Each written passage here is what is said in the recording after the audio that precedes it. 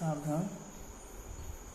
नमो अरिहन्ताणं नमो सिद्धाणं नमो आयर्याणं नमो उवज्झायाणं नमो लोई सव्यसाहोणम्।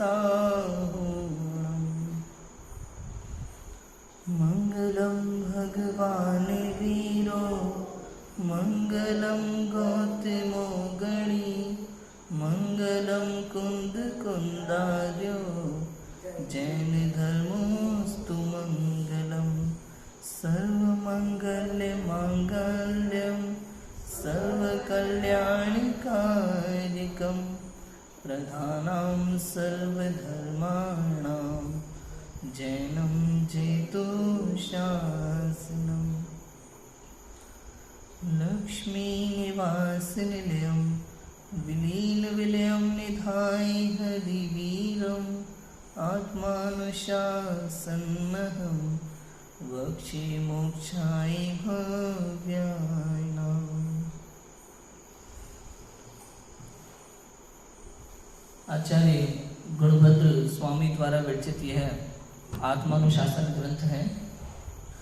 लगभग आज से 1100 वर्ष पूर्व यह ग्रंथ लिखा गया है।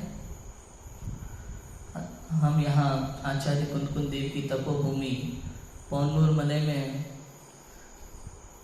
आए हुए हैं। इसी भूमि पर आपको ज्ञात होगा कि आचार्य कुंदकुंद देव विचरते थे।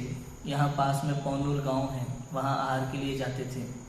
पर्वत पर से यहाँ से विदेश क्षेत्र के लिए आचार्य देव गए थे और वहाँ से हमारे लिए 8 दिन वहाँ रह करके निराहार रह करके साक्षात तीर्थंकर देव की दिव्य ध्वनि सुन करके हमारे लिए वो जिनवाणी यहाँ तक लेकर के आए।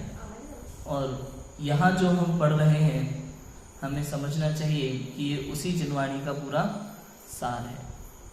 आचार्य कुंदकुंद देव और उनके बाद जो आचार्य हुए उन सभी आचार्यों ने जो जो ग्रंथ लिखे उसमें आचार्य कुंदकुंद देव की ग्रंथों की झलक नजर आती है। बराबर। हमारा यहाँ आत्मानुशासन ग्रंथ चल रहा है। हमारे 238 श्लोक इसमें हो चुके हैं। इसमें 270 श्लोक हैं, 238 श्लोक हमने यहाँ पढ़े हैं। आज हम 239 श्लोक पढ़ेंगे। चरणन योग शैली का ये ग्रंथ है। हमारे जीवन शैली में, हमारे व्यवहारिक आचरण में क्या होना चाहिए, क्या नहीं होना चाहिए, हमें अपने जीवन में क्या करना चाहिए और क्या नहीं करना चाहिए, इसकी पूरी जानकारी हमें यहाँ मिलती है। मुनियों का आचरण और श्रावक का आचरण, दोनों के आचरण का वर्णन इस ग्रंथ में बराबर से मिलता है। श्लोक नंबर 239 हम पढ़ते हैं। इसके पहले आचार्य ने 238 पढ़ेंगे हम। इसके पहले आचार्य ने प्रवृत्ति और निवृत्ति की बहुत सारी बातें की है। इससे पहले के 3-4 श्लोकों में ये प्रवृत्ति क्या, निवृत्ति क्या और हमें क्या करना है। राग द्वेष रूप जो परिणाम है ना, यही वास्तव में प्रवृत्ति है। संसार क्या मानता है, संसार में जीव समझते हैं कि घर परिवार से थोड़ा अलग हो जाना, नौकरी वगैरह छोड़ देना, व्यापार छोड़ देना एक उम्र के बाद, उसका नाम निवृत्ति है। ऐसा नहीं है। हमें लगता है भैया व्यापार कर रहे हैं, नौकरी कर रहे हैं, पैसा कमा रहे हैं, इसका नाम प्रवृत्ति। और एक बार ये छोड़ दिया, अपने बच्चों को हाथ में संभला दिया और अपन घर में बैठे हैं, ये निवृत्ति। ऐसा नहीं। अपने जो दिन भर के राग द्वेष रूप परिणाम चलते हैं ना, इसका नाम प्रवृत्ति है। घर बैठे बैठे भले आप व्यापार नहीं कर रहे, जॉब नहीं कर रहे, कोई काम नहीं कर रहे, लेकिन घर बैठे बैठे दूसरों की बातों पर ध्यान देते हैं, टोक रहे हैं, ये ऐसा हो रहा है तो क्यों हो रहा है, ये जो दिमाग में दिन भर चलता है, इसका नाम प्रवृत्ति है। ये प्रवृत्ति हमें शोभा नहीं देती इतनी ज्यादा, इसलिए कहा प्रवृत्ति छोड़कर निवृत्ति लेना चाहिए। निवृत्ति माने जो हो रहा है वैसा ही होना है, ऐसा जानकर उसको देख करके आकुल व्याकुल नहीं होना, इसका नाम निवृत्ति है। निराकुलता का नाम निवृत्ति है। आकुलता का त्याग होना चाहिए, टेंशन का त्याग होना चाहिए, चिंता नहीं होना चाहिए, किसी बात के जीवन में परेशानी नहीं होना चाहिए, इसका नाम निवृत्ति है। छोटी छोटी बातों पे हम बहुत परेशान हो जाते हैं अपने जीवन में। कोई बार काम यदि हमारा ठीक से नहीं होता तो हम परेशान हो जाते हैं। यह प्रवृत्ति, लगे रहना लगे रहना। भाई जो होना है वैसा ही होगा, प्लानिंग से कुछ नहीं होता। भले अपन कहते हैं परफेक्ट प्लानिंग, आप कर लो, जितनी करना चाहो कर लो, लेकिन होगा वही जो होना है। एंड टाइम पे काम बिगड़ जाते हैं, हमेशा देखना। लेकिन आप प्लानिंग करना छोड़ दें ऐसा नहीं है, आप अपना कोई भी काम प्लानिंग से कर रहे हैं कोई बात नहीं, लेकिन अगर कुछ गलत हो जाता है तो उसकी वजह से टेंशन नहीं होना चाहिए, आकुलता नहीं होना चाहिए, दुखी नहीं होना चाहिए, परेशान नहीं होना चाहिए। इसका नाम निवृत्ति है। ये महत्वपूर्ण है। जो हो रहा है उसको होने दो, आप जो कर रहे हैं ये भी ठीक है, जो हो रहा है वो और ज्यादा ठीक है। आप उसमें कुछ गलत बिगाड़ नहीं सकते, उसको चेंज नहीं कर सकते, बदल नहीं सकते कुछ। जब बदल नहीं सकते तो चिंता किस बात की। हमेशा मैं एक बात कहता हूँ चिंता को लेकर के, भाई कोई भी समस्या आपके जीवन में है, कोई भी परेशानी आपके जीवन में है, यदि आपके पास उस समस्या का हल है, परेशानी का हल है, तो चिंता किस बात की, समस्या का हल कर लो।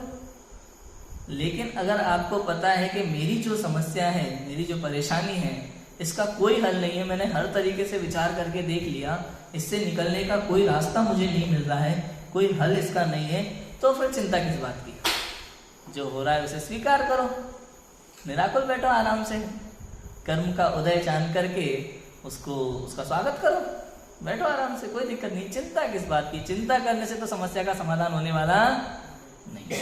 ये महत्वपूर्ण है। क्लियर है।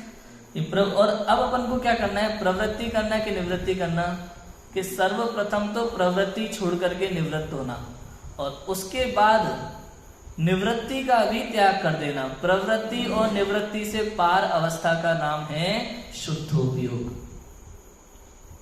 शुद्धोपयोग में ना तो प्रवृत्ति है और ना ही निवृत्ति है।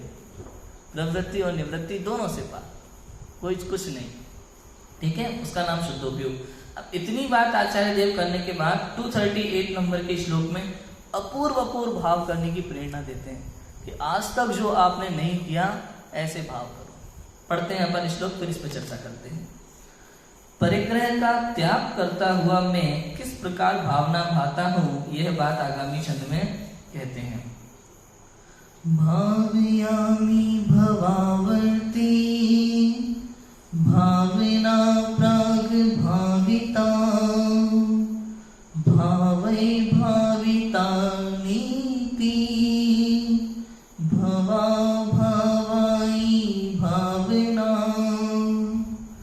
भाता हूँ अब भवावर्त में पूर्व नहीं भाई जो भाई जो अब उन्हें न भाऊं चाहूं भव का शीघ्र अभाव। मैंने आज तक कई तरह के भाव किए हैं अनादिकाल से, और उन्हीं भावों के कारण से मैं अनादिकाल से संसार में भटक रहा हूँ और अनंत दुखों को भोग रहा हूँ। इसलिए आज भावना भाते हैं कि अब तक मैंने जो भाव भाए थे पूर्व में, वो अब नहीं भाना चाहता।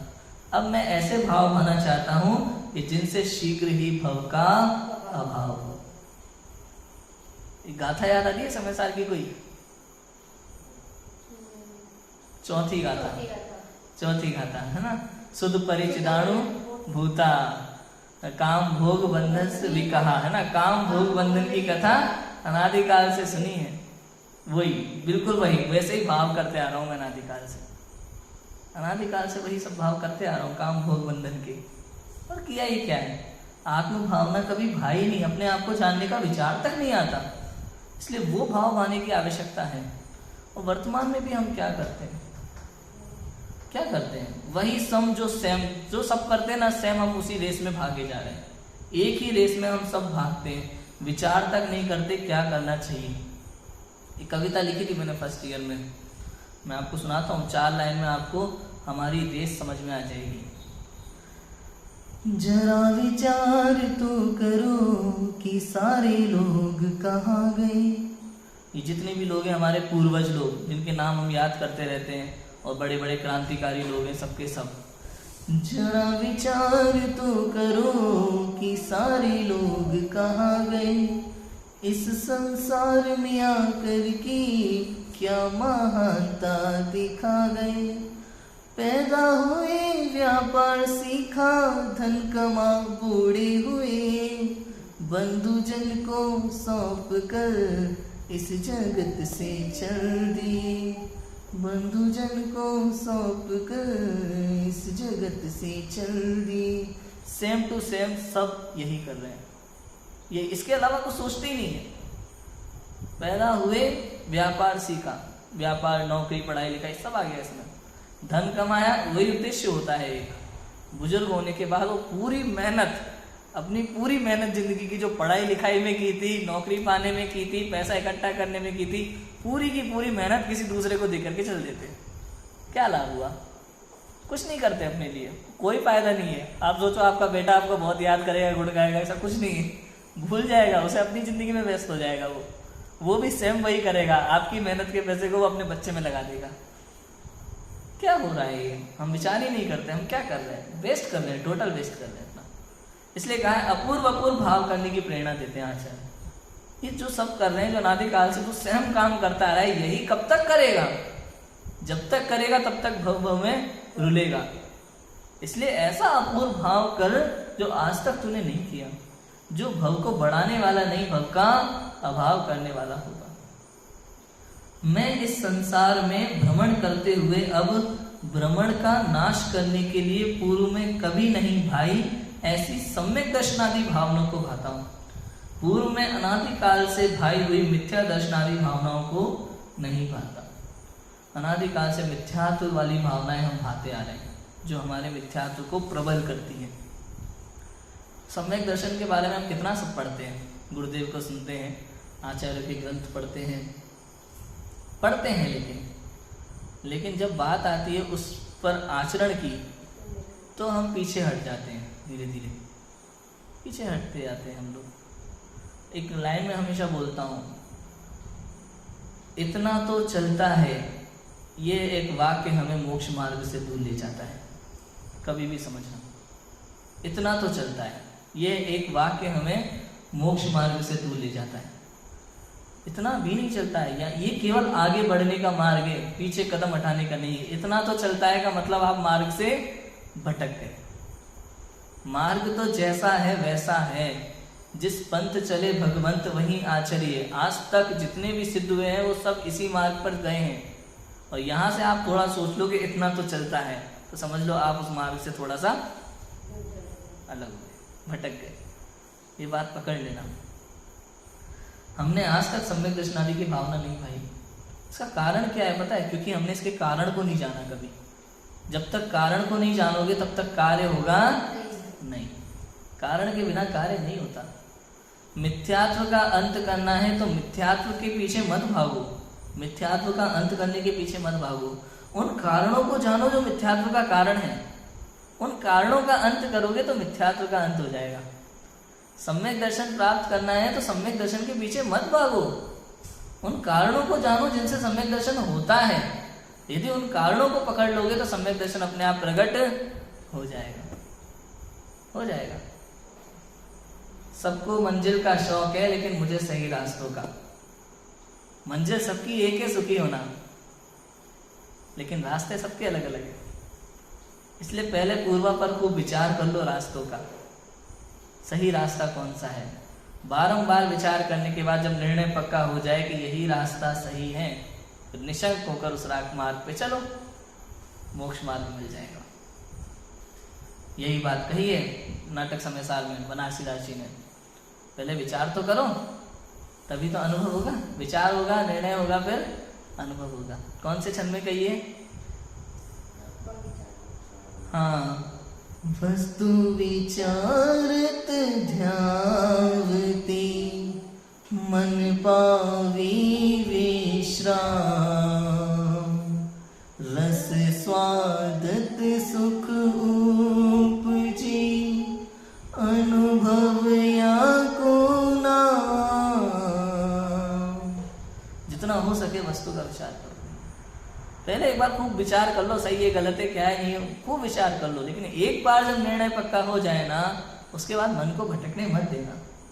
निर्णय पक्का हो जाएगा तो फिर रस आने लगेगा, अनुभव हो जाएगा। उसी का नाम अनुभव है, अतीन्द्रिय रस का नाम। यही कार्य आज तक हमने नहीं किया। हमने मिथ्यात्व की खूब भावनाएं भाई हैं और आज भी भा रहे हैं।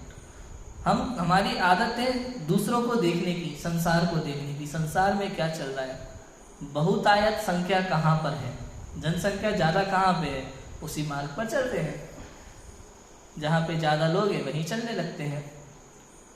कितनी मिथ्या मान्यताओं को हम बढ़ावा देते हैं बिना विचार किए।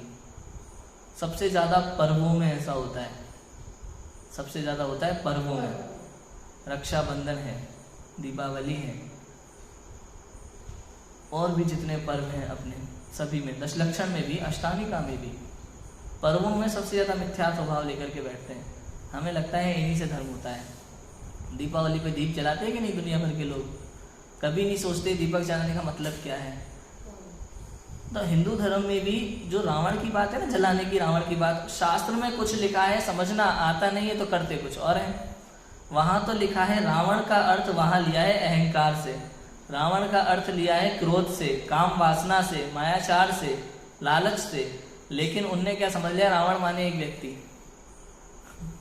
उस व्यक्ति को जलाते, जिसको जलाना था उसको जलाते नहीं है, क्रोध जलाते नहीं है, अहंकार जलाते नहीं है, अपने अंदर की काम वासना जलाते नहीं है।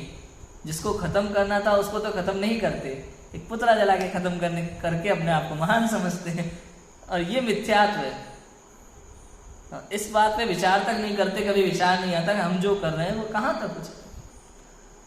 अपने जैनों में भी दीपावली पर कितने दीप जलाए जाते हैं ना, दुनिया भर के दीप जलाए जाते हैं। कितनी हिंसा होती है, 4 इंद्रिय तक के जीवों की हिंसा होती है दीपक जलाने में। अब विचार करना चाहिए ना भाई, क्यों जला रहे हैं? प्रश्न तो आए मन में, कोई भी क्रिया हम करते हैं मन में प्रश्न उठना चाहिए। ये सब मिथ्यात्व भाव है जो अनादिकाल से हम करते आ रहे हैं। प्रश्न तो उठे मन में भाई। एक बार कभी श्री रामचंद्र जी आए थे, 14 वर्ष का वनवास पूरा करके लोगों ने दीप जलाए थे, तो ठीक है, क्योंकि उस समय बिजली का आविष्कार नहीं था, अंधेरा था। और हमारे शहर में अगर नरेंद्र मोदी जी आ जाए तो लोग आ जाते कि नहीं घर से बाहर देखने के लिए उनको। अब 14 वर्ष का वनवास पूरा करके मर्यादा पुरुषोत्तम राम, प्रसिद्ध रामदेव तद्भव मोक्षगामी जीव थे, उनका आचरण वास्तव में कितना उत्तम होगा, उनके परिणाम कितने उत्तम होंगे। अब ऐसे जीव यदि 14 वर्ष का वनवास पूरा करके विजय प्राप्त करके एक महायुद्ध में वो आ रहे हैं वापस, तो निश्चित रूप से लोगों को इच्छा होगी उनको देखने की। और इच्छा होगी तो लोगों ने ये भावना भाई होगी कि कहीं भी अंधेरा नहीं होना चाहिए। यहाँ तक कि दूसरे के दहलीज पे अगर दीपक नहीं है तो वहाँ जाके दीपक रखे हैं अपन जला करके, चारों तरफ ऊपर नीचे पूरा चारों तरफ उन्होंने उजाला किया। उसका एकमात्र कारण यही था कि वो एक झलक राम की देख सके, और दूसरा कुछ नहीं था। अब हम क्या कर रहे हैं, ना तो अभी राम आ रहे हैं और ना अभी ऐसा है कि अंधेरा अंधेरा हो, दुनिया भर की लाइटें चल रही है। तो इतने दीपक जलाने का, घी तेल बर्बाद करने का, इतनी हिंसा करने का क्या प्रयोजन? तो अब इतनी समझदारी अगर हो तो ये सब ना हो, क्योंकि विवेक पूर्वक कार्य नहीं करते, और जो कार्य विवेक पूर्वक नहीं करता उसे शास्त्रों में अज्ञानी कहा जाता है। ज्ञानी की सबसे बड़ी पहचान है कि वो हर कार्य को विवेक पूर्वक करता है, वही समझदार कहलाता है, वही ज्ञानी कहलाता है। जो अविवेक पूर्ण कोई भी कार्य करेगा, बिना विवेक के कोई कार्य करता है, वो निश्चित रूप से अज्ञानी ही है, अज्ञानी है। ऐसे ही बाकी चीजों में भी लगाना, रक्षाबंधन में भी लगाना। अब तक दीपावली पे भगवान पार्श्वनाथ और महावीर भगवान, 2 भगवान के निर्वाण महोत्सव में कितना अंतर करते हैं, कितना भेदभाव करते हैं समाज में। एक भगवान के निर्वाण पर उपवास करते हैं, दूसरे भगवान के निर्वाण पर पकवान बना बना के, मिठाइयाँ बना बना के खाते हैं। कितना भेदभाव हो गया। ऐसे रक्षाबंधन का देखो आप, अरे जिस दिन 700 दिगंबर भावलिंगी मुनिराजों पर घोर उपसर्ग हो रहा है, उपसर्ग दूर हुआ तो भी उनकी इतना धुआं था, फेफड़ों में धुआं भर गया था, अस्वस्थ थे। आप उस समय किस प्रकार से खीरपूड़ी बना के खा सकते हो? कम से कम उपवास तो रखना चाहिए, व्रत तो रखना चाहिए, स्वाध्याय करना चाहिए, परिणामों में निर्मलता रखना चाहिए, बंधन से अभाव का काम करना चाहिए। उल्टा बंधन बांधने में लगे रहते हैं।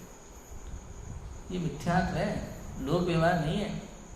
लोक व्यवहार में और मिथ्यात्व में बहुत बड़ा अंतर होता है। लोक व्यवहार मतलब लोक रीति से जो चला आ रहा है, जिसका कोई प्रयोजन नहीं है, जिससे कोई प्रयोजन सिद्ध नहीं होता, वैसी क्रियाएं करना, ये लोक व्यवहार है। और वास्तविक व्यवहार क्या है? ये मिथ्यात्व है। ये मिथ्यात्व है ना, कुरीति से काम करना, जो जिसका कोई प्रयोजन सिद्ध नहीं होता, बस करे जाना। लोग करते हैं तो हम भी कर रहे हैं, ये सोच करके करे जाना, ये मिथ्यात्व है। और व्यवहार क्या है? उसका वास्तविक कारण जानकर उस दिन वास्तव में हमें क्या करना चाहिए जिससे हमारे परिणामों में भी निर्मलता हो, इस तरह के कार्य करना, ये व्यवहार है, कोई निश्चय नहीं है। कभी कभी लोगों को लगता है ऐसी बातें करने से हम निश्चयभाषी हो गए, ऐसा नहीं है, ये कोई निश्चय नहीं है भाई। मुनिराजों, अब मुनिराजों की भक्ति में आप वैराग्य भक्ति करो तो क्या ये निश्चयभाषी हो गए? भक्ति तो व्यवहार है ना। भक्ति क्या है? भक्ति तो व्यवहार है। व्रत उपवास करना व्यवहार है या निश्चय है? व्यवहार है।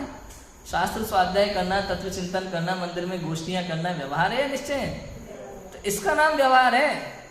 और वो धागा बांध करके अपने और कीट पूड़ी खा करके अपने आप को महान मानना, वो मिथ्या। समझ में आया कितना अंतर है? हम लोग समझ ही नहीं पाते। इस विषय पर युगल जी बाबू जी ने भी बहुत बोला है, बहुत बोला है। और सुनने लायक है उनकी वाणी, सुनने लायक है, बिल्कुल दम से बोलते हैं एकदम, और सुनने लायक है। तो ये सब मिथ्यात्व की क्रियाएं हैं जो हम अनादिकाल से करते आ रहे हैं और छोड़ नहीं पा रहे हैं, छोड़ नहीं पा रहे। मेरे पास कई बार फोन आते हैं जो मुझसे प्रश्न पूछते हैं, मैं उनको उत्तर भी देता हूँ और मेरी बातें सब सच्ची लगती हैं, मानते हैं, सब करते हैं। फिर भी एक प्रश्न आए थे, भैया आप जो कह रहे हो वो सही है लेकिन घर में रहना मुश्किल हो जाएगा ऐसे। ये क्या है? हाँ भाई, पता है गृहस्थ की परिभाषा नहीं समझते अभी जो लोग। गृहस्थ मतलब क्या?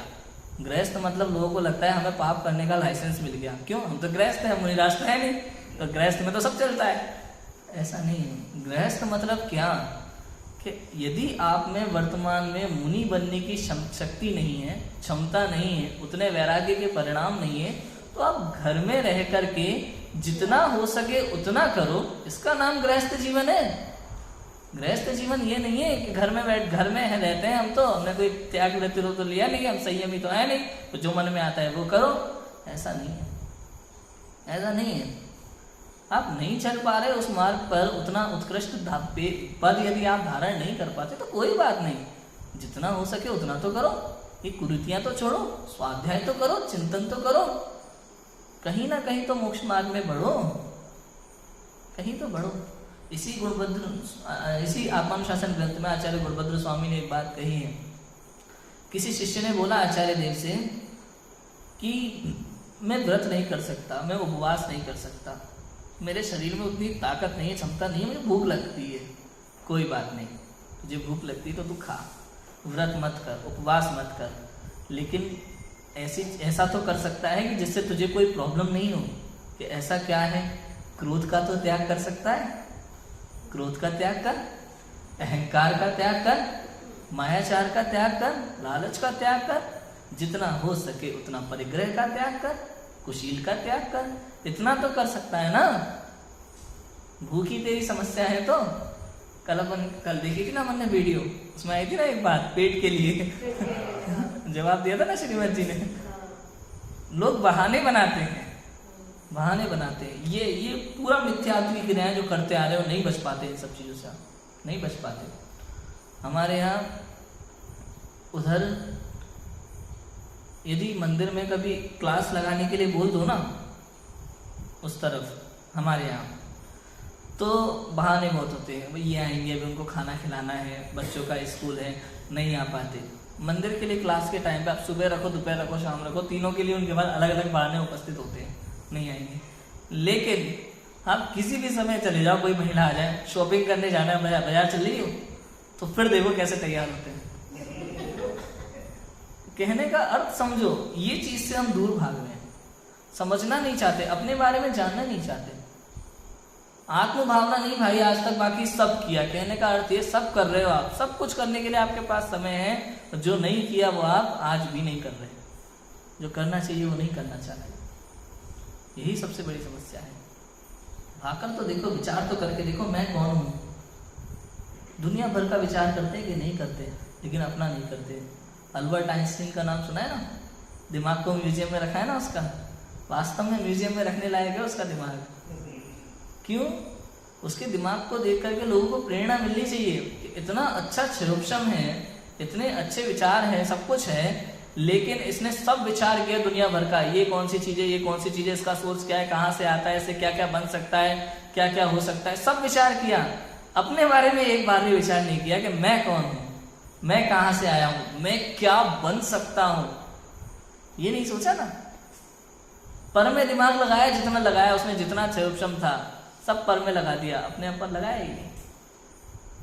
इतना अच्छा क्षोभ क्षमता हो सकता है अगर अपने लिए विचार करता तो विचार पूर्वक सम्यक दर्शन हो सकता था, उसे अपना भव का कल्याण, अपना आत्म कल्याण कर सकता था, लेकिन नहीं किया, लेकिन नहीं किया। भाई चिंतन करते करते करते करते कब अनुभव हो जाता है पता नहीं चलता। क्या हुआ था, जाति स्मरण ज्ञान कैसे हो गया था श्रीमद जी को? विचार, केवल विचार, ये जो हो रहा है क्यों हो रहा है, क्यों हो रहा है? मन में प्रश्न उत्पन्न हो तो उत्तर मिलता है, सारे उत्तर अपने अंदर से मिलते हैं, बाहर से नहीं, बाहर से नहीं मिलते। बताओ कौन सी किताब पढ़े आपके सब प्रश्नों के उत्तर उसमें मिल जाएं? केवल ज्ञान कौन सी यूनिवर्सिटी में पढ़ के होता होगा भगवंतों को? विदेशों में पढ़ने जाते होंगे, जंगल में बैठ करके अपने अंदर में ज्ञान में लीन हो जाते हैं, केवल ज्ञान प्रकट हो जाता है। हमारे समस्त समस्याओं का समाधान स्वयं हम ही हैं और कोई नहीं। कोई किताब पढ़ के ज्ञानी नहीं होंगे, लेकिन हमें आदत है पूरी दुनिया के बारे में जानने की, वो भी किताबों से, और उसी को संसार में महान माना जाता है, ज्ञानी माना जाता है। पता है, सारा संसार उसी को ज्ञानी मानता है जो संसार को सबसे ज्यादा जानता है। कौन बनेगा करोड़पति में? दुनिया भर के प्रश्न पूछते हैं, छोटे छोटे बच्चे भी उतने सारे प्रश्नों के उत्तर देते ना रटे रटाए, तो उनको लगता है बहुत ज्ञानी है, कि ऐसा नहीं। वो दुनिया भर के प्रश्नों के उत्तर कौन से, भाई अब बांग्लादेश में कौन सी जलवायु है, इससे आपका क्या फायदा इसको पढ़ने से? अपन जा तो है नहीं रहे वहाँ, जो भी जलवायु हो उससे क्या लेना देना। तो ऐसे दुनिया भर की जानकारियां तुम हासिल कर लो, किताबों से रट लो, पढ़ लो, अपने आप को ज्ञानी समझो, तो ऐसा नहीं है। सारा संसार ये कहता है कि तू अगर संसार को ज्यादा से ज्यादा जानता है तो तू महाज्ञानी है, लेकिन जैन दर्शन कहता है तू सारे संसार को जानता है लेकिन अपने को नहीं जानता तो तू महाअज्ञानी है। इतना बड़ा अंतर है। अभी तक केवल मैंने अपनी सम्यक दर्शन आदि की भावना नहीं पाई। ये जो भी कारण मैंने बताया, ये ग्रहित मिथ्यात्व, अग्रहित मिथ्यात्व, ये सब ग्रहित मिथ्यात्व इसी भव का है और अग्रहित मिथ्यात्व अनादि काल से है, और हर भव में इस तरह के ग्रहित मिथ्यात्व हम पालते आ रहे हैं, हर भव में पालते आ रहे हैं, और इन्हीं का अंत करना है। तो इन कारणों को जान लोगे ना, इन कार्य मिथ्यात्व के कारण है, तो मिथ्यात्व चला जाएगा। जानो तो सही, भाई दुकान जाते हैं तो शटर के नीचे से हाथ करना, ये भी मिथ्यात्व है। धनतेरस पे, दिवाली पे कुछ जो मन में आता है उसकी पूजा करने लगते हैं। मतलब भगवान कम पड़ गए मंदिर में, पैसों की कर लो, तराजू बाट, जो मन में आता है वो, गाड़ी घोड़ा, सबकी पूजा करने के लिए हम बैठे रहते हैं एकदम तैयार। क्यों? आपको पता है इधर विदेशों में जो एरोप्लेन वगैरह होते हैं, बड़े बड़े फ्लाइट्स होती हैं, इनकी कोई पूजा पाठ ऐसे नहीं होता कि कहीं काला जूता लटक रहा हो ऊपर या भूत लगा हो काला, होता है बुरी नजर वाले तेरा मुंह काला कहीं लिखा हो बड़े बड़े अक्षर में, ऐसा नहीं होता। और इतने ज्यादा फ्लाइट के वो एक्सीडेंट भी नहीं होते, बहुत कम रेयर होते हैं। आप देखो हर ट्रक पे आपको ये सब मिलेगा, बुरी नजर वाले तेरा मुंह काला और वो काला जूता लटकना, ये सब मिलेगा, हर ट्रक पे मिलेगा। लेकिन फिर भी हर ट्रक देखो आए दिन रोड पे एक्सीडेंट होते रहते हैं कि नहीं? किस गाड़ी में ये सब नहीं होता? भगवान के फोटो होना और ये सब कुछ होना, नमोकार मंत्र भी लिखा होता है, लेकिन इन सबसे कुछ नहीं होने वाला है, नहीं समझ पाते हैं। ये सब ग्रहित मिथ्यात्व, टोटल ग्रहित मिथ्यात्व। मंदिर के प्रवेश में करें तो बहुत अच्छा प्रश्न है। इस प्रश्न का उत्तर मैं पहले भी दे चुका हूँ कई जगह। देखो, प्रश्न के उत्तर को समझने के लिए आपको विचार करना होगा कि हम क्या सोच करके ये करते हैं। वैसे जिन मंदिर नवदेवता में आता है, हाँ, जिन मंदिर नवदेवता में आता है, यदि आप उसको नवदेवता मान करके और जिन मंदिर को धूप देना चाहते हैं तो दे सकते हैं, उसमें कोई दिक्कत नहीं है। लेकिन एक परंपरावश बिना किसी कारण के सब लोग करते हैं, ऐसे ही करते हैं, तो ये भी एक मिथ्यात्व है। समझा? आप कभी भी कुछ भी करते हैं उसकी जानकारी आपको पूछना चाहिए, पूछना ही चाहिए कि हम ये कर क्यों रहे, कारण तो पता हो कोई भी चीज का। मंदिर में द्रव्य भी चढ़ाते हैं तो कौन सी चढ़ाना, कौन सी चढ़ा? कहीं नहीं है लिखा हुआ कि चावल चढ़ाओ, कि बादाम चढ़ाओ, कि गोला चढ़ाओ। द्रव्य चढ़ाना तो प्रासुक द्रव्य, हाँ वो सब है, वो बिल्कुल उसका भी उत्तर देता हूँ मैं। द्रव्य के लिए सबसे पहले वो उपमा है एक तरह से, है ना। द्रव्य चढ़ाना प्रासुक द्रव्य, प्रासुक माने जीव रहित, ऐसी द्रव्य मैं भगवान को चढ़ाऊं कि जिससे जीव हिंसा ना तो पहले हुई हो ना अब होने वाली हो। अज बोलते हैं ना चावल को, अज माने अजन्मा। धान बो तो धान उग जाता है, चावल बोगे ना तो उगेगा भी नहीं नया, ऐसा चावल चढ़ाते हैं अपन। तो जो ये केला बादाम छुहारा ले आया ये सब है ना, एक तो कुछ पूजन ये है कि 20 पंथ से आई हैं, और दूसरी बात उपमा होती है ना। दूसरी बात अपन इसको उपमा के अलंकार के रूप में देख सकते हैं। केला फल बादाम छुहारा ये सब बहुत छोटे हैं, मैं आपको प्रासुक फल चढ़ाऊंगा। कौन सा फल चढ़ाऊंगा? सबसे उत्कृष्ट फल, मैंने कहा उत्कृष्ट फल। उत्कृष्ट का मतलब भी यहाँ प्रासुक है, अहिंसक है।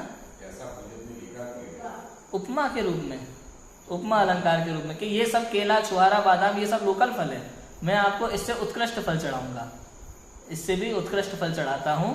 तो उत्कृष्ट फल माने जीव रहित, इस तरह का अर्थ। और कुछ पूजन है ऐसी वास्तव में है जहाँ 20 पंथी मान्यता है, उस हिसाब से भी है। तो अपन को अपना अर्थ निकाल के करना चाहिए, और वास्तव में पूजन है आध्यात्मिक लिख गई ना अपने, अच्छा है। हाँ प्रासुक फल नहीं, वहाँ बहुत सारी जगह पे लिखा हुआ है, ऐसा लिखा हुआ है उत्कृष्ट लिखा होता, कहीं पे उत्कृष्ट शब्द लिखा होता है, कहीं प्रासुक लिखा होता है। और कुछ ऐसी 2-3 पूजने हैं जहाँ पे पूरा वो 20 पंथी वाला मैटर है, कुछ है ऐसी 2-3 पूजने। अब हाँ है, बिल्कुल है, पुरानी पूजने हैं, और कुछ 20 पंथी पूजने ऐसी हैं जो अपन कर रहे हैं, शायद वृंदावन दास जी वाली देवसाज गुरु की पूजन में। नहीं, उसमें नहीं है, देवसाज गुरु वाली में नहीं है, उसमें नहीं है। ठीक है, वो तो बहुत अच्छी पूजन है, वो समुच्चय पूजन जो आप कह रही हो अनादिकाल से, वो परफेक्ट पूजन है, एकदम आध्यात्मिक है, और वो बहुत ही अच्छी पूजन है, भाव विभोर वाली पूजन है। और अभी जो आध्यात्मिक पूजन छोटे दादा ने लिखी है, बड़े पंडित जी की पूजन है अध्यात्म पूजांजलि में, सब एक से एक पूजन है, इनकी भाव जितना अर्थ करो उतना कम है। एक्चुअली पूजन है खुद अपना अर्थ बोलती हैं, तो ये पूजन अपन करते हैं ना तो भाव भी समझ में आता है। और कुछ पूजनें ऐसी हैं आप भगवान के सामने पढ़ के सुना दो, आपको अर्थ कभी समझ में आता भी नहीं है, तो उसका कोई अर्थ भी नहीं निकलता। दूसरे व्यक्ति के लिखे हुए आप भगवान को भाव सुना दोगे, लेकिन आपने अपने भाव कहाँ सुनाए? दर्शन तो वो जहाँ आप अपने भाव भगवान को देख करके आपके मन में जो भाव आए, वही दर्शन है, वही स्तुति है, वही पूजन है, वही भक्ति है वास्तव में। तो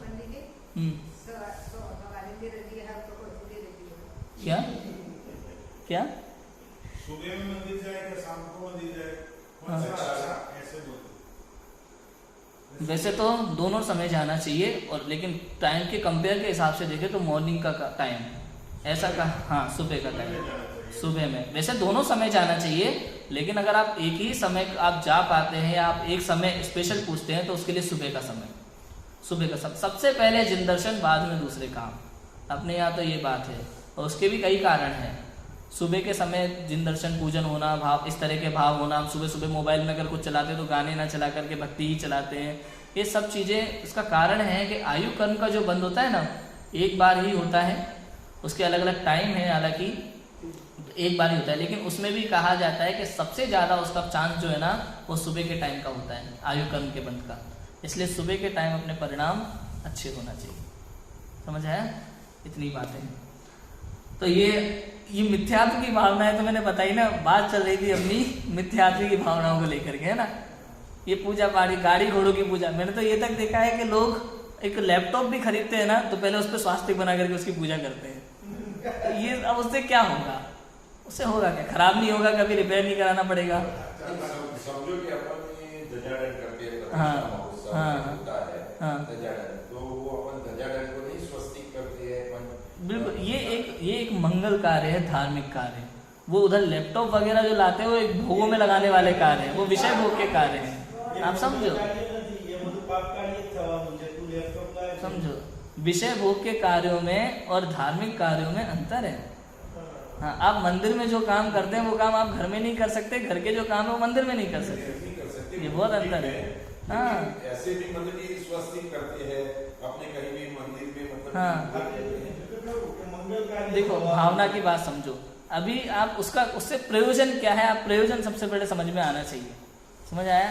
कहीं भी प्रयोजन एक ही होता है, अच्छा हो अच्छा इससे, लेकिन अपन लैपटॉप पे लगाएंगे उससे अच्छा हो, या गाड़ी की पूजा करने से उसका पेट्रोल कभी ना भरवाना पड़े या एक्सीडेंट ना हो, तो ऐसा तो होता नहीं है। कहने का अर्थ ये है कि आवश्यक कार्य ही करो, अनावश्यक कार्य जितने करोगे ना उतना आपका टाइम भी वेस्ट है, और ये ग्रहित मिथ्यात्व का कारण है। दीपावली में हम चोपड़ा पूजन कर रहे हैं। चोपड़ा पूजन माने ये है ना बिजनेस के चौपड़ नहीं नहीं नहीं नहीं, कभी नहीं करना चाहिए। धनाधिक जो है ना, ये पुण्य से प्राप्त होता है, इनकी पूजा पाठ नहीं होती है धनाधिक की। हाँ, भगवान की पूजा करोगे तो शुभ भाव, जो शुभ भाव है उसके निमित्त से ये धनादि मिलता रहेगा, पीछे आता रहेगा। लेकिन धनाधिक की पूजा करोगे तो इससे मिथ्यात्व होगा, अज्ञान के कारण से पाप का बंध होगा और उससे ये दूर जाता रहेगा निश्चित रूप से। हाँ, ये शुभ भाव है पूजा स्वाद, आत्म कल्याण का भाव, और आत्म कल्याण के निमित्त से हम जो भी करते हैं वो शुभ भाव। पूजा पाठ भी यदि सांसारिक कल्याण के भाव से करते हैं तो वो अशुभ भाव है। आपने समझो घर का वास्तु करा है और इसमें जो करते हैं वो बिल्कुल। अब वास्तु का समझ लो, वास्तु के लिए क्या है कि वास्तु किस लिए किया जाता है? वास्तु किया जाता है एक दशा के हिसाब से, जैसे सूर्य की रोशनी हमारे घर में ज़्यादा आना चाहिए, उसका कारण है कि जीव उत्पत्ति ना हो। हमारी रसोई है उसमें सूर्य की रोशनी अधिक आए तो जीव उत्पत्ति नहीं हो। तो वास्तु जो है ना, एक घर तरीके से बने उसके लिए है। उससे कुछ अगर यहाँ पे कमरा यहाँ नहीं हो और वहाँ हो तो इससे अनर्थ होगा या ये वास्तु दोष है, ऐसा कुछ नहीं है। वो जो वास्तु है ना, वो जीवों की उत्पत्ति ना हो, अहिंसा ना हो, उस दृष्टि से घर कैसा होना चाहिए, एक जैन घर, उस दृष्टि से वो वास्तु है। उसका मतलब ये नहीं है कि इसको ऐसा बनने से ऐसा होगा और वैसा करने से बुरा हो जाएगा। हाँ, अब देखो क्या होता है, गृह प्रवेश की विधि मैंने अलग से बनाई है। हाँ, गृह प्रवेश की विधि भी मैंने अलग से बनाई है। लोग क्या करते हैं, कई बार भगवान को मंदिर से घर ले आएंगे, यंत्र जी को लेकर आएंगे, अभिषेक करेंगे, शांति धारा करेंगे, सब नहीं, कभी मत करो। आपको अगर थोड़ा भाव है करने का, मंदिर में पूजन विधान केवल मंदिर में ही करो, भगवान को घर नहीं लाया जाता। कुछ लोग करते हैं, लोगों को लगता है कि भगवान को घर लाने से घर पवित्र हो जाएगा, ऐसा नहीं है। भगवान को आपका घर पवित्र करने के लिए नहीं है, जबकि पवित्र जगह पे भगवान को विराजमान किया जाता है। बात समझ में आया? भगवान को ला करके जगह पवित्र नहीं की जाती, बल्कि जगह पवित्र करने के बाद भगवान को विराजमान किया जाता है। अंतर समझ में आया? तो पूजा पाठ जो भी करना है मंदिर में करो, विधान करो मंदिर में करो, भगवान के सामने भाव भी बनते हैं, आनंद भी आता है, विधान का अर्थ समझ में आता है, विद्वान समझाते हैं तो अर्थ समझ में आता है। तो वो आपका समय का प्रयोग है, उससे शुभ भाव भी होता है, वो आपके लिए बहुत अच्छा है। अब उसके बाद जो मंगल कलश आप विराजमान करते हो विधान में, वो मंगल कलश आप बाकायदा गाजे बाजे से घर लेकर के आओ, घर की मुख्य महिला उसे घर में उच्च स्थान पे विराजमान करे तो विधि हो गई। यही गृह प्रवेश की विधि है। इसके अलावा ज्यादा टीम टाम करने की कोई जरूरत नहीं है, यही महत्वपूर्ण है।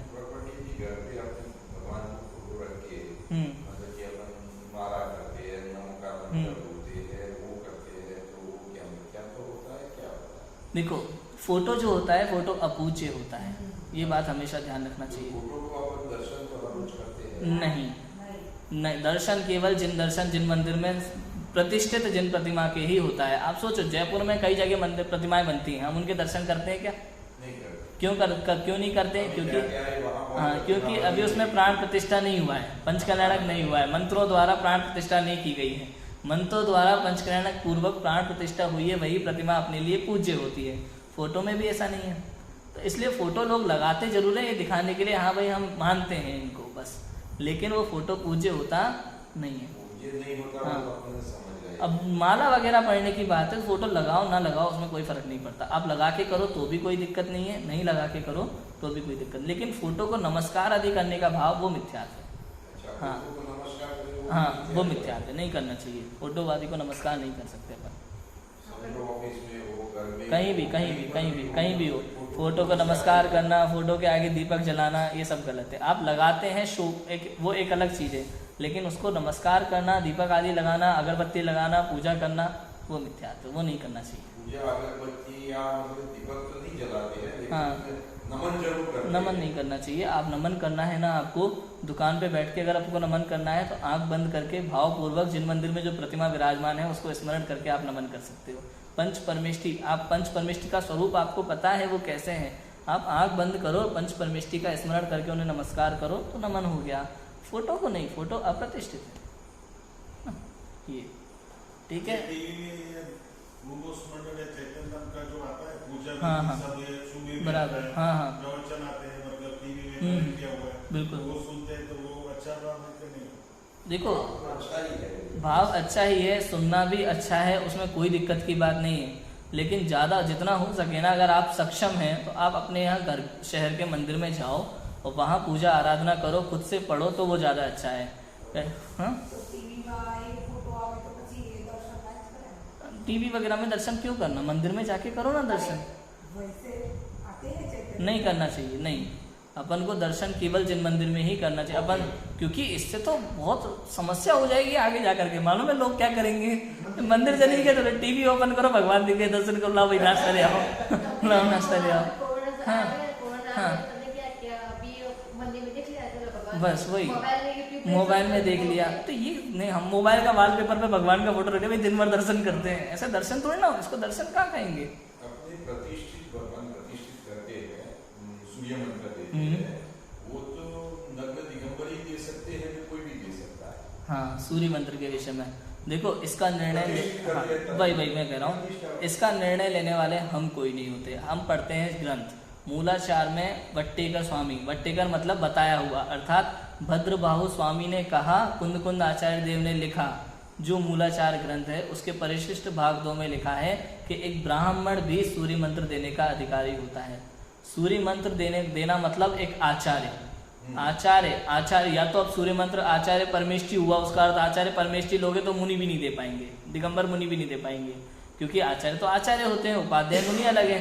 तो आचार्य का अर्थ वो आचार्य नहीं है, यहाँ आचार्य का मतलब है अपने विषय के आचार्य, उस विषय के आचार्य, अर्थात प्रतिष्ठा है तो प्रतिष्ठा के आचार्य, उसका काम प्रतिष्ठाचार्य। अब विधान है तो विधान के संबंध में लिखा रहेगा आपके आचार्य को, अपने आचार्य के निर्णय के अनुसार ही काम होगा। तो विधान में अगर आचार्य शब्द लगा है तो वो विधानाचार्य के लिए लिखा है ना। प्रतिष्ठा में जो आचार्य शब्द लगा है वो प्रतिष्ठाचार्य के लिए लगा है। और आप सोचो ना, ऐसा काल बीच में आया था जिसमें कई समय तक कोई दिगंबर मुनि था ही नहीं धरती पे, इसके विषय में शास्त्रों में वर्णन है। लेकिन उस समय भी अनेक मंदिरों की प्रतिष्ठाएं हुई थी। जयपुर में ही ऐसे हजारों मंदिर है। संजीव जी गुदा ने अपने प्रवचन में इस विषय पे कहा था, संयम प्रकाश गढ़ पे प्रवचन करते समय। मुनि धर्म में कहीं कहीं मुनि के दर्शन करने जाते हैं तो वो ऐसा बोलते हैं कि भाई दिगंबर मुनि मतलब की प्रतिष्ठा कर सकता है, क्या मतलब सूर्य मंत्र दे सकता है। अपने वो सब लोग अपने जतीश भाई है, बराबर, अपने जो भी है, हाँ हाँ। देखो, सबसे पहले सूर्य मंत्र देने के लिए आपको आजीवन ब्रह्मचर्य होना चाहिए, ये तो जरूरी है, ये जरूरी है। बाकी सूर्य मंत्र दिगंबर होके देना, नग्न होके देना, ये भी आवश्यक है, लेकिन वो नग्न दिगंबर मुनिराज ही दें, ये आवश्यक नहीं है। उसका कारण ये है कि ऐसा समय कई बार आया है पूर्व में भी जब नग्न दिगंबर मुनिराज उपस्थित थे ही नहीं, लेकिन सूर्य मंत्र दिया जाता था। और दूसरी बात, मुनिराज होते हैं अतिथि। मुनिराज कौन होते हैं? अतिथि। अतिथि जिसके आने जाने की कोई तिथि नहीं हो। पंचकल्याणक की तिथि तो फिक्स होती है। अब यदि सूर्य मंत्र देना है तो मुनिराज को आपको निवेदन करना पड़ेगा, भैया आप आएंगे इस डेट पे आपको सूर्य मंत्र देना होगा। और मुनिराज कभी ऐसा कह ही नहीं सकते, क्योंकि एक दिन के लिए भी वो नहीं बोलते मैं कल आऊंगा, क्योंकि वो बाध्य हो जाएंगे उस चीज के लिए। और मुनिराज सिंह की तरह प्रवृत्ति होती है इस आपके पास आने के लिए। अगर मैंने आज, जैसे आपने मुझे बोला पंडित जी आप हमारे यहाँ आना, मैंने बोला ठीक है मैं आऊंगा, तो अब मुझे आना पड़ेगा। अब मैं नहीं आऊंगा तो मतलब मैंने अपना वचन तोड़ दिया, बराबर है। तो अगर मुनिराज से कोई आप निवेदन भी करते हो, अब भाई मुनिराज कल आपको कल हमारे यहाँ सूर्य मंत्र देने आना है, मुनिराज कभी हाँ नहीं करते, क्योंकि उनको अगले समय के लिए भी वो फिक्स नहीं करते कि क्या करना है। हाँ, कभी फिक्स नहीं होता उनका कि क्या करना है। जब उन यहाँ बैठे हैं ध्यान कर रहे हैं, यहाँ से अगर उठ के जाना है तो कहीं और जाके बैठ गए। अब दूसरा, अब कई जगह ऐसा होता है भाई पंचकल्याणक पे उनको उस डेट पे पहुँचना है तो भागे जा रहे हैं, स्पीड बढ़ जाती है, इतने तारीख तक पहुँचना है, इतने किलोमीटर चलना है। ऐसा नहीं है। मुनिराज श्रमण कहलाते हैं। श्रमण माने श्रम से रहित, उनको किसी प्रकार का कोई श्रम करने की आवश्यकता नहीं है।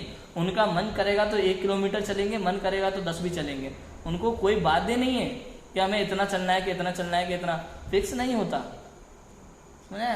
तो मुनिराजों के लिए। अब दूसरी बात, अब जन्म कल्याणक तो तक तो मुनिराज पांडाल में प्रवेश तक नहीं कर सकते, ये भी नियम है। क्योंकि प्रथमान योग में आप पढ़ोगे तो आपको ज्ञान होगा इस बात का कि तीर्थंकर, बाल तीर्थंकर के सामने कभी कोई दिगंबर मुनिराज नहीं आते।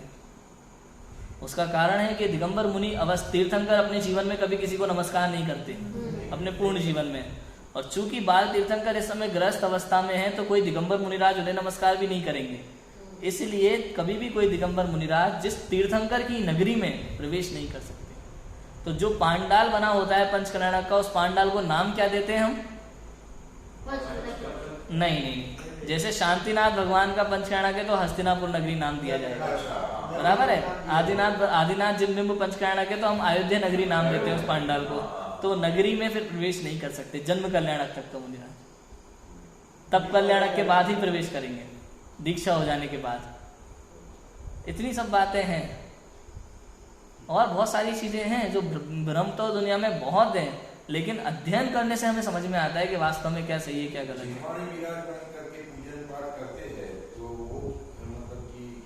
उचित है, हाँ, शास्त्र पूज्य है, जिनवाणी पूज्य है, वास्तु गृह प्रवेश विधि करना है, हाँ, जिनवाणी रख के पूजन कर सकते हैं। बाकी मैं तो यही कहूँगा कि विधान मंदिर में हो, भाव अधिक बनते हैं और सबको बहुत अच्छा लगता है, आनंद आता है। मंगल कलश आप घर पे ले जाओ और घर पे जो करना चाहते हैं ना, आप गृह प्रवेश वाले दिन के 2 दिन पहले आप घर पे आप समय सार की गाथाओं का पाठ करा सकते हैं, तत्वार सूत्र के सूत्र का पाठ कराइए, क्षयडाला का पाठ कीजिए, भक्तामर स्तोत्र का पाठ कीजिए, सब मिलकर के पाठ कीजिए, अच्छा रहेगा। अष्ट द्रव्य से पूजन जो अपन करते हैं वास्तव में वो जिनालय में करो तो वो बहुत बहुत अच्छा रहेगा। हाँ, यंत्र जी भी नहीं लाना, यंत्र जी भी नहीं लाना। हम अभी निकले हैं यात्रा में, हाँ, और रास्ते में हम मतलब कि पूजन बोलते हैं, हाँ, इसमें अपन जो अर्घ बोलते हैं वो बोलना चाहिए, बोल सकते हैं, कोई दिक्कत नहीं है। आप भाव पूजा करते हैं उसमें अर्घ भी बोलते हैं तो कोई दिक्कत नहीं है, बोलो तो भी दिक्कत नहीं है। अर्घ मतलब वो जो मंत्र वही ना, वो मंत्र ना, ओम रीम श्री वाला, हाँ, बोल नहीं बोलो तो पूरा अर्घ, पूरे अष्टक अर्घ ना 4 लाइन के संग, हाँ, बोलना चाहिए। सफर में बोलो, कोई दिक्कत नहीं, अच्छा रहता है। मैं भी जाता हूँ सफर में तो मतलब सुबह उठ करके सबसे पहले भाव नमस्कार करके भगवान को तो पूजा तो करना है। ऐसा सुना है, हाँ, अपने घर मेहमान आए, हाँ, और मेहमान से अपने बोले सब चाय पियो, वास्तव में चाय है नहीं अपने पास और आप चाय पियो, हाँ, तो वो कैसा लगता है? ऐसे मतलब कि अपन अपने पास न जल है, न चंदन है, न अक्षत है, न पुष्प है, तो आप कैसे बोल सकते हैं? बराबर, हाँ। अब सबसे पहले हमें ये समझना चाहिए कि पूजन हम करते किसके लिए। हमें लगता है हम पूजन भगवान के लिए करते हैं, वास्तव में पूजन हम भगवान के लिए करते ही नहीं है। पूजा हम हमारे लिए करते हैं। पूजन एक तरह का स्वाध्याय है। पूजन में जो मीनिंग है ना, शब्द 4 लाइन की जो छंद है उसमें जो लिखा है ना, वो हमारे आत्म कल्याण के लिए लिखा है। तो वो पढ़ना है हमें कोई भगवान की पूजन करके हम भगवान को बुला के चाय नाश्ते के लिए पूछ रहे हैं, ऐसा सिस्टम है ही नहीं है, ऐसा हमारा भाव ही नहीं है। वही एग्जाम्पल वही मैं कहना चाहता हूँ कि ऐसा हमारा भाव है ही नहीं उस तरह का, तो हमें उस तरह का दोष भी नहीं है। हमारा भाव तो क्या है, भगवान के गुणों की आराधना करना, भगवान का गुणगान करना, वो भाव है, तो उसमें कोई दोष नहीं है, करना ही चाहिए। पूजन भक्ति करना ही चाहिए, उसमें कोई दिक्कत वाली बात नहीं है। और कुछ, अपना समय तो हो गया है, और कोई प्रश्न तो आप पूछ सकते हैं, ठीक है। चलो अभी के लिए अपन जिनवाणी को राम कहते हैं। ओम नमः सिद्धेश्वराय। हाँ, कोई सी बोलिए, देखिए।